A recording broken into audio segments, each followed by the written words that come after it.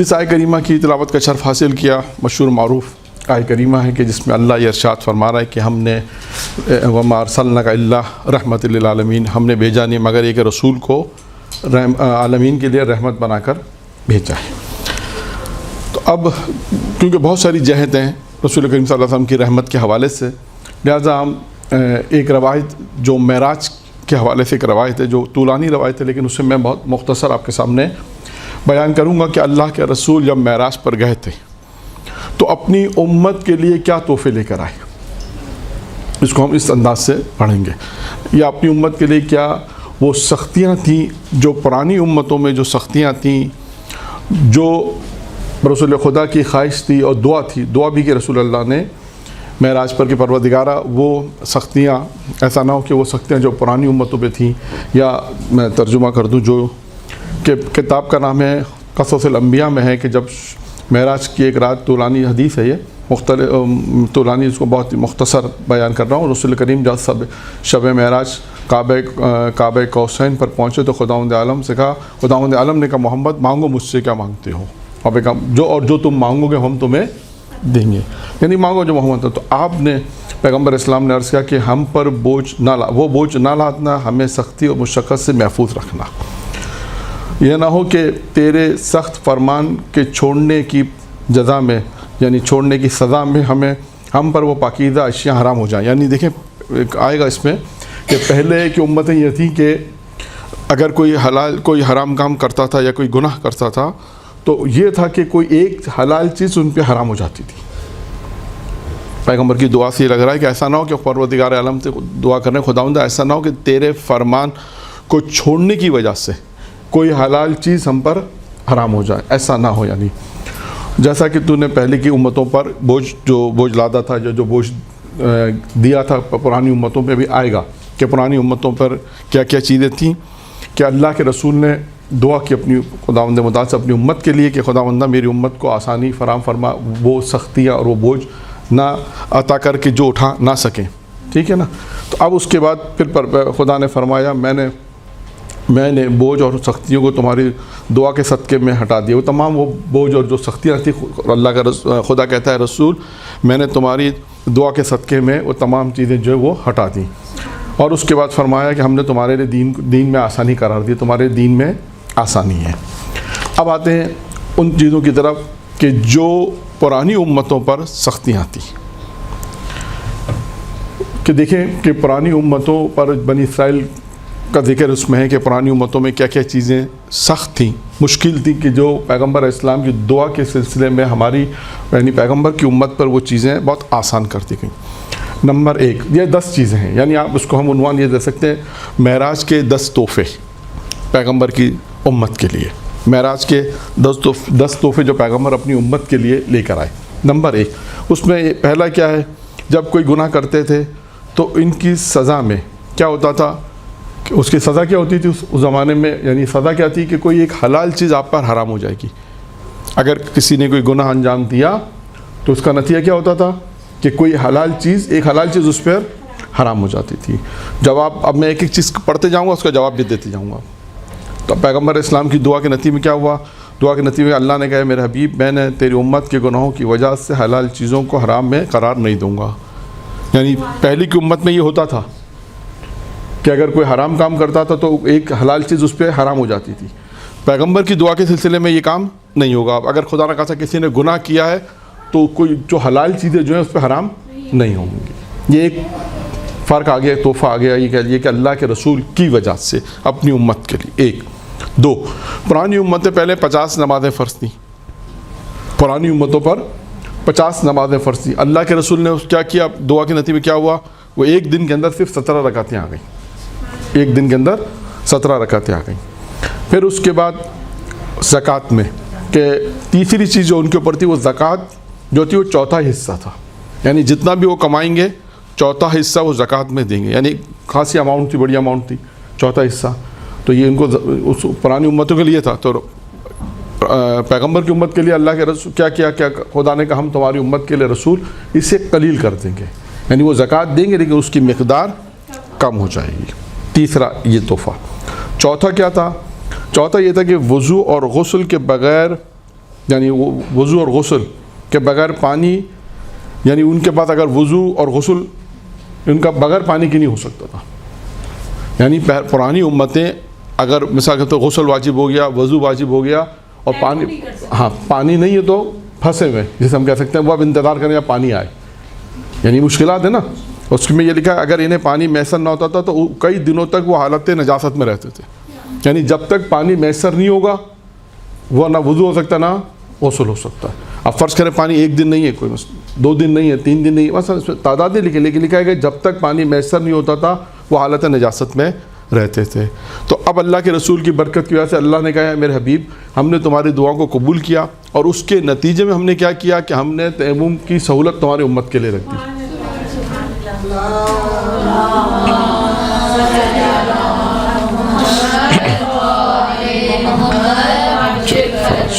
تو دیکھیں یہ پیغمبر اسلام کی دعا کے نتیجے میں یہ. پھر آگے چلتے ہیں کہ 5ویں چیز یہ تھی کہ پرانی امتوں کے لیے خاص عبادت گاہ تھی. یعنی جہاں عبادت گاہ بنائی گئی تھی کہ وہ وہیں نماز پڑھیں گے. اب یہاں مثال کے طور پہ سمجھانے کے لیے کہ اگر کسی کے گھر سے 10 کلومیٹر دور بنائی ہے تو اس کو 10 کلومیٹر دور جا کے نماز پڑھنی ہے. ہو سکتا ہے کسی کے گھر سے 20 کلومیٹر ہو تو اس کو 20 کلومیٹر جا کے اس عبادت گاہ جو خاص بنائی ہے وہیں وہ عبادت کرنا ہے انہیں. اس زمانے میں یہ تھا. لیکن اب اللہ کے رسول نے جب دعا کی تو اس کے نتیجے میں کیا ہوا؟ خدا نے اس مشکل کو بھی اٹھا لیا اور کہا کہ نہیں، تمہاری امت میں اگر ہر جگہ جو کسی خاص مسجد میں بھی نماز کے علاوہ اگر وہ اپنے گھر میں بھی نماز پڑھ لے گا تو پروردگار اسے قبول کر لے گا. یعنی وہ سختی اٹھا لی. خاص عبادت گاہوں کی جو سختی تھی کہ چاہے وہ 10 کلومیٹر ہو 20 کلومیٹر ہو وہ پروردگار عالم نے اٹھا لی. کہا کہ تمہاری امت کے لیے کہ وہ جو ہے وہ خاص جگہ معین نہیں ہے، جہاں وہ مسجد کے علاوہ بھی اگر کہ نماز پڑھیں گے تو ان کی نماز قبول کر لی جائے گی، وہ ادا کر سکتے ہیں اور قبول نماز قبول ہو جائے گی. یہ ہو گئے 5 تحفے. اب آتے ہیں آگے. چھٹی چیز کیا ہے؟ چھٹی چیز یہ ہے کہ ایام روزے میں یعنی ماہ رمضان میں ایسا ہوتا تھا کہ اگر نماز عشاء کے بعد، اس میں 2 مسئلے آئیں گے، دونوں نماز عشاء کے بعد کے مسئلے. ایک یہ ہے کہ نماز عشاء کے بعد اگر کوئی سو جاتا تھا تو اگلی رات سے پہلے پھر وہ کچھ کھا نہیں سکتا تھا. یعنی مثال کے طور پہ افطار کیا، اب اسے سحری تک جاگنا ہے. اگر بیچ میں سو گیا تو اب وہ بیچ میں اٹھنے کے بعد کچھ کھا نہیں سکتا. ریسٹرکشن تھی.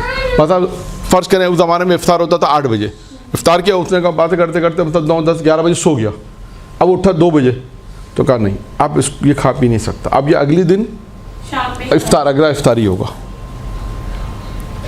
مثلا یہ سختی تھی. یعنی اس میں لکھا ہے کہ ایام روزے میں نماز عشاء کے بعد اگر انہیں نیند آ جاتی تھی تو اگلی رات سے پہلے کھانے پینے کی منع تھی. اس کو میں نے بہت آسان طریقے سے آپ کو سمجھا دیا کہ اس طرح تھا کہ نماز عشاء کے بعد اگر کوئی افطار کے بعد اگر سو جائے اور اگر اٹھ جائے تو پھر اس دوران وہ نہیں کھا سکتا تھا. لیکن اب پیغمبر کی امت کے لیے کیا یہ چیز ہٹا دی گئی. بہت آسان کہ رسول ہم نے تمہاری دعا کے صدقے میں تمہاری امت سے یہ تکلیف ہم نے اٹھا لی. سبحان اللہ. یعنی اگر آپ کوئی نماز عشاء کے جیسے نماز روزہ کھولا، روزہ کھولنے کے بعد کچھ سو گیا، 12 بجے اٹھا 1 بجے اٹھا، پھر وہ کھا سکتا ہے، سحری کے وقت ہے کر سکتا ہے، پھر اذان صبح تک جو ہے وہ کھا سکتا ہے، اذان صبح کا پھر وہ افطار اس کا جو ہے روزہ شروع ہو جائے گا. تو یہ ایک تکلیف تھی کہ جو پیغمبر کو. اسی طرح ایک اور بھی تھی اسی میں تھا نماز عشاء کے بعد اگر کسی کو نیند آ جائے تو اس میں وہ ازدواجی تعلقات کا بھی یہی مسئلہ تھا، وہ اس کے لیے ممنوع تھا. لیکن پیغمبر اسلام کی امت میں وہ چیزیں بھی ہٹا دی گئی. نمبر 7 یہ تھا. نمبر 8 یہ تھا کہ خیرات اور صدقات. دیکھیں اس زمانے میں خیرات اور صدقات کا ایک مسئلہ تھا. خیرات اور صدقات کی قبولیت کیا تھی اس زمانے میں؟ کیا معیار تھا؟ کہ اس زمانے میں معیار یہ تھا کہ وہ رکھ دیتے تھے میدان میں، اللہ کی طرف سے ایک آگ آتی تھی، آگ اس کو جلاتی تھی، جو جل جاتا تھا اور جو بچ جاتا تھا وہ رائے خدا میں دے دیتے تھے مساکین کو. جلنا اس بات کی دلیل ہے کہ اللہ نے قبول کیا. یعنی کیسے اگر کسی کا اگر آسمان سے آگ آئے اور نہیں جلا تو اس کا مطلب ہے اس کا مال قبول نہیں. یہ پرانے زمانے کے صدقات اور خیرات کی قبولیت کا طریقہ یہ تھا. تو کہتے ہیں کہ پروردگار نے یہی کہا، خدا نے کہا کہ ہم نے رسول یہ والی سختی بھی تمہاری امت سے اٹھا لی ہے. اس میں کیا کہا کہ اس کے بعد ہے کہ جو جل جاتا تھا بچ جاتا تھا، جو بچ جاتا تھا وہ دے دیتے تھے، اور وہ یہ ہوتا تھا کہ اس کے بعد کہا کہ تیری امت کے لیے آگ انہیں ہم نہیں بھیجیں گے، بلکہ کیا ہوگا، وہ تیری امت جو اس آگ سے محفوظ ہے، اور اس کے بعد یعنی ہم خیرات و صدقات جو آپ غریبوں میں دے سکتے ہیں. یعنی یہ کچھ اس زمانے کا جو معیار تھا وہ اٹھا لیا. معیار یہی تھا کہ آگ آسمان سے آگ آئے، اس کو جلائے، اور جو بچ جائے وہ رائے خدا میں دے دو. وہ سمجھتا تھا قابل قبول خدا کی بارگاہ میں قبول ہے. لیکن اللہ کے رسول کی برکت سے یہ چیز اب ہٹ گئی کہ اب پروردگار عالم جو ہے وہ اپنے بندوں کی فقراء کہے گا یہ چیز ہٹا دی گئی ہے کہ اب ان کے لیے یہ سسٹم نہیں ہوگا کہ آگ آئے، آگ جلائے، جو بچ جائے وہ دے، نہیں، بلکہ جو مال ہے وہ رائے خدا میں صدقہ کر دے. خدا ان دانوں سے قبول کر. کتنے ہو گئے؟ 8. اب آتے ہیں 8 ہو گئے سر. ہاں 8 ہو گئے. اختلاف ختم ہو گیا ہے.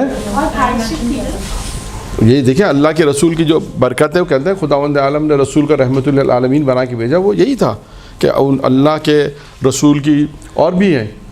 ایک اس روایت کے بعد ایک اور چیز بھی ہے کہ خود رسول خدا بابرکت یہی تھے کہ دیکھیں ان کی دعا قبول ہوئی، اور انہوں نے اپنی امت کے لیے دعائیں کی کہ پروردگار عالم سے یہ دعا کی خداوندہ جو سختیاں پرانی امتوں میں تھیں. اب دیکھا آپ نے پرانی امت سے سختیاں کیسی تھیں، یہ سختیاں اب آپ کو یعنی ہم لوگوں کو، سب لوگ اس میں شامل ہیں، یہ آسانیاں اب سمجھ میں آئیں گی.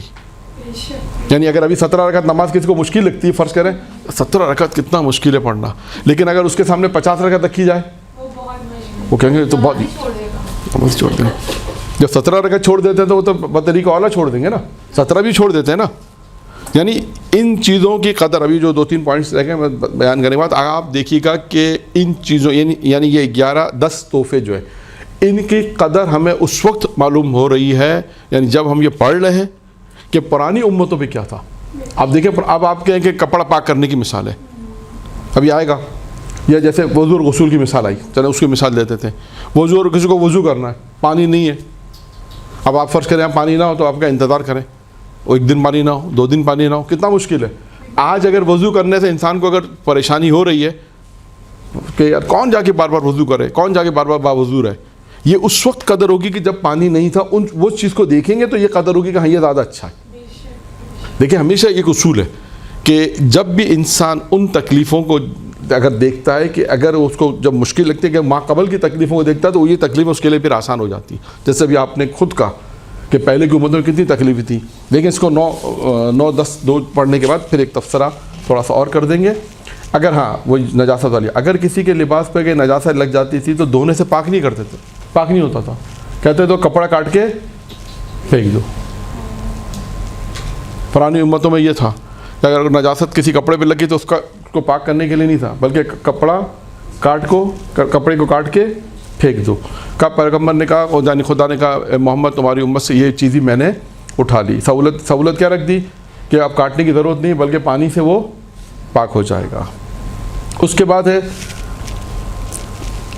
10واں، جب کسی سے کوئی گناہ سرزد ہوتا تھا. اب دیکھیے یہ بہت سب سے زیادہ شاید ان تمام میں سب سے زیادہ جسے ہم کہہ سکتے ہیں سخت یہ تھا 10واں. جب کسی سے کوئی گناہ سرزد ہوتا تھا، یعنی کوئی گناہ کرتا تھا، تو صبح سویرے وہ گناہ اس کے دروازے پہ لکھا ہوتا تھا.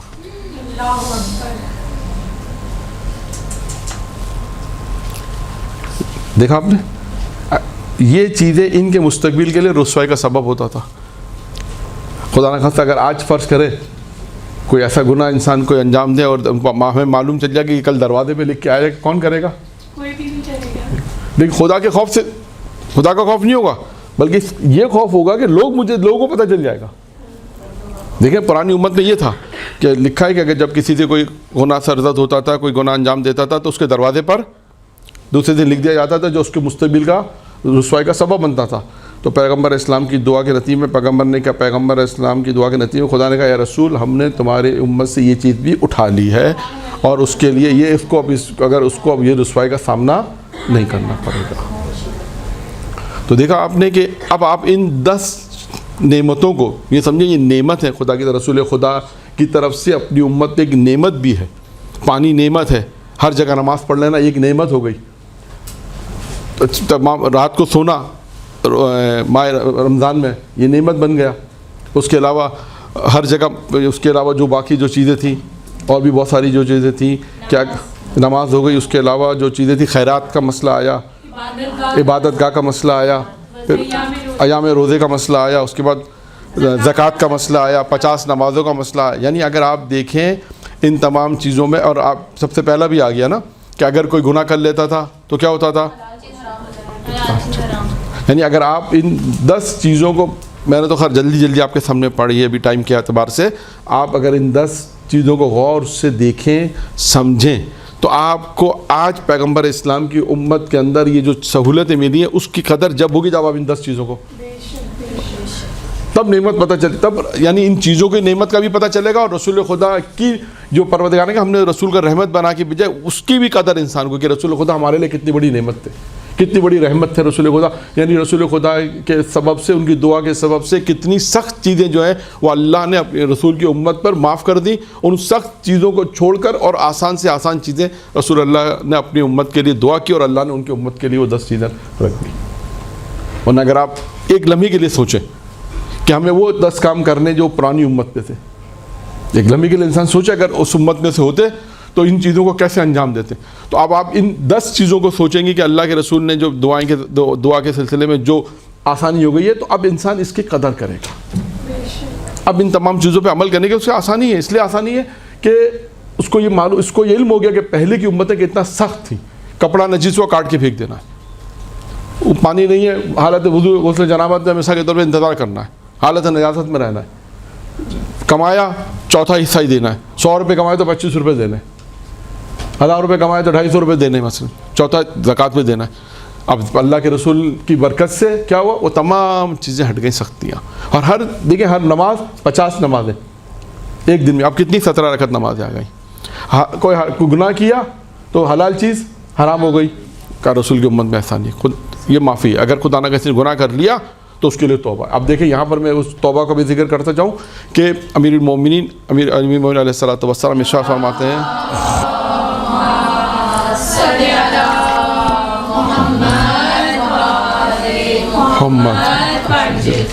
کہ دو چیزیں جو ہیں کا امیر فرمایا جب تک تمہارے درمیان 2 چیزیں ہیں جب تک اللہ کا عذاب نہیں آئے گا. کا ایک اللہ نے اٹھا لی اس میں سے. وہ کیا چیز ہے جو اللہ نے اٹھا لی؟ کیا چیز ہے؟ حضرت محمد کا وجود. امیر فرماتے ہیں جب تک تمہارے درمیان 2 چیزیں ہیں خدا کا عذاب نہیں آئے گا. ان 2 چیزوں میں سے امیر فرماتے ہیں پھر ایک چیز اللہ نے اٹھا لی، وہ ہے وجود پیغمبر اسلام حضرت محمد مصطفیٰ صلی اللہ علیہ وآلہ وسلم.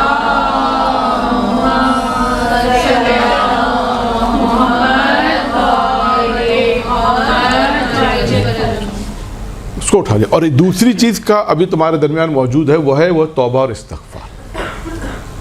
توبہ اور استغفار یہ 2 چیزیں ایسی ہیں کہ انسان توبہ اور استغفار کرتا رہے گا تو اللہ کا عذاب نہیں آئے گا. یعنی 2 چیزیں ہیں جو خدا کے عذاب کا سبب بنتی ہیں. امیر المومنین فرمایا لیکن ایک چیز فرمایا جو تم سے اٹھا لی گئی ہے وہ وجود رسول خدا، اور دوسری چیز ہے توبہ. اگر توبہ تم لوگ کرتے رہو گے تو اللہ کا عذاب نہیں آئے گا.